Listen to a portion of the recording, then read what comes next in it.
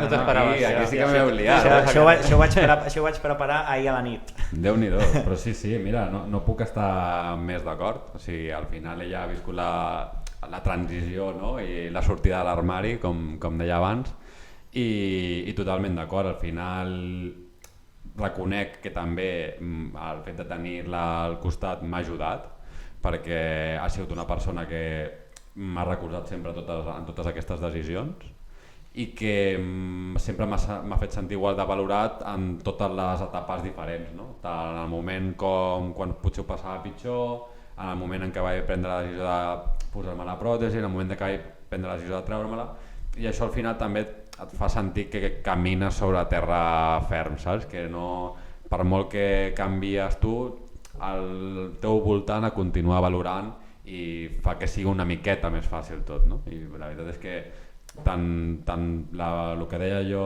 tota aquesta entrevista com el que ha dit ella, penso que al final és una mica el mateix i va en el mateix sentit, no? I doncs la veritat és que molt content per les paraules. Pues espero que t'hagi agradat, li dones les gràcies perquè li estic molt agraït de que aquesta anada d'olla que vaig tenir